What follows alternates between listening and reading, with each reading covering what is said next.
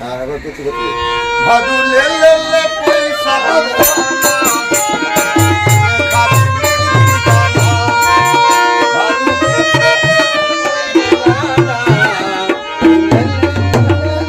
সময়ের সাথে সাথে বিলুপ্তর পথে পুরুলিয়া তথা বাংলার প্রাচীন ভাদু গান।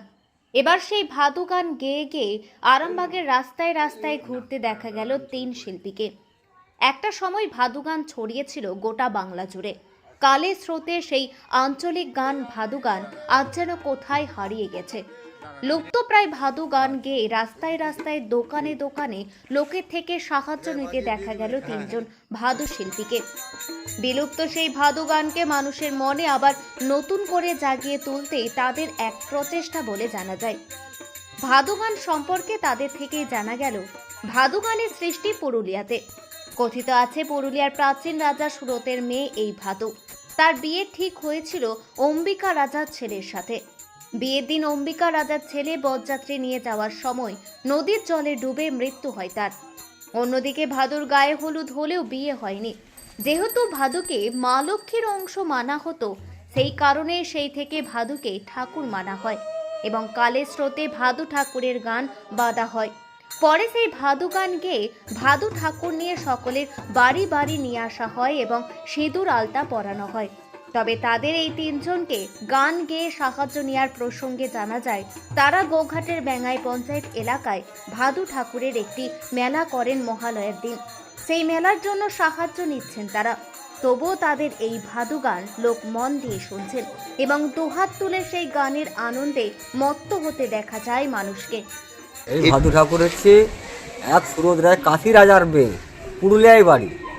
অম্বিকা রাজার ছেলের সঙ্গে বিয়ের দিন ঠিক হয়েছিল। এই ভাদুর বিয়ের দিন হয়ে যাওয়ার পরে যে সুরত রাজার ছেলের সঙ্গে বিয়ে হতে হতে এবার গায়ে হলুদ হয়ে গেল। আর তোমার ভাদুর হচ্ছে গায়ে হলুদ হয়ে গেল, বিয়ের দিন ঠিক হয়ে গেল। যাওয়ার পরে ভাদুকে এবার এই নৌকায় আসছিলো, বরযাত্রী আসছিল। বরযাত্রী সহ নৌকো ডুবে হয়ে মারা যায়। ভাদুর আর বিয়ে হয়নি। ভাদু সেই কুমারী হয়ে রয়ে গেল। ভাদু মা জাগ্রত ভাদু। ভাদু মায়ের জাগরণ করা হয়, ভাদু মেলা করা হয়, ভাদুর পুজো হবে, হরিনাম হবে, বাউল হবে। এসব নিয়ে ভাদু মাকে নিয়ে আমরা সমস্ত কিছু করা হয়, গান বায়না করা হয়। বিয়ে তো হলো, তারপর বিয়ে তার বিয়ে হলো না। প্রতিমা ভাদু মা জাগ্রত ভাদু, ও ভাদু মা হচ্ছে লক্ষ্মী হয়ে গেল। ওই ভাদু লক্ষ্মী ভাদ্র মাসে প্রতি বাড়িতে এলে পরে ভাদু মা সব কৃপা করবে, মঙ্গল করবে, যে যার মনস্কামনা পূর্ণ করবে। ভাদুকে যে এক মনে যা বলবে ভাদু তাই পূর্ণ করে। এর জন্যে ভাদু মাকে ঘরে ঘরে হাতে আলতা সিঁদুর সব ধূপ দিয়ে মাকে জাগ্রত করা হয়। মায়ের খুব জাগ্রত, যে যা মনস্কামনা পূর্ণ করবে তার পূর্ণ কামনা করবে। এর জন্যে আমরা ভাদু ঠাকুর নিয়ে বেরোনো হয়, ভাদু মেলা করা হয়। আপনার নাম? আমার নাম হচ্ছে শম্ভুনাথ অধিকারী। কোথা থেকে সব আসছেন? আসছি বলতে আমার বাড়ি হচ্ছে বেঙ্গাই, এনাদের বাড়ি হচ্ছে গোঠায়। আর ওনার হচ্ছে গোঠায়।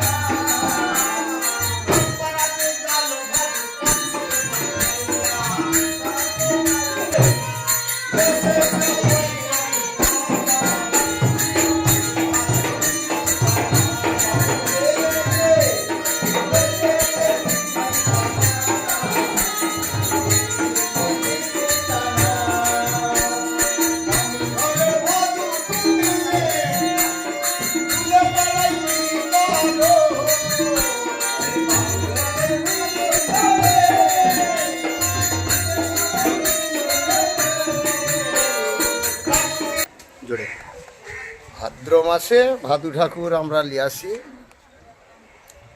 বাড়ি বাড়ি সব কালেকশন করা হয়, আর একটু ভাদু মেলা করা হয়, নামযজ্ঞ হয়, বাউল হয়, দিনের দিকে লোকজন খাওয়ানো হয় ভাত, রাতের দিকে খিচুড়ি হয়, ভাদু বিসর্জন করে ভাসানো হয়। এটা হয় মোটামুটি মহালার দিন। কোথায়? আসছি গোঠাই থেকে, গোঠাই নিত্যানন্দ আশ্রম।